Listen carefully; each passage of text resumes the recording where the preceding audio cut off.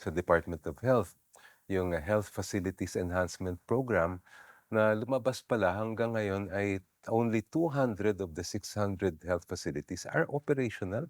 Hindi katanggap-tanggap yun. Frontline service yan ng Department of Health para sa ordinaryong Pilipino. And yet, parang baliwala sa kanila yung nangyayari. Nung ni-research namin yan, nakita namin na mula pa 2017, nagsasabi na ang COA sa Department of Health, ayusin ninyo itong problema dahil bilyong-bilyones in the last 10 years, 400 billion pesos ang inilaan nila for health facilities. And yet, two-thirds ng health facilities hindi gumagana. Mhm. There has to be an answer to that. Mas kailangan may pananagutan yan.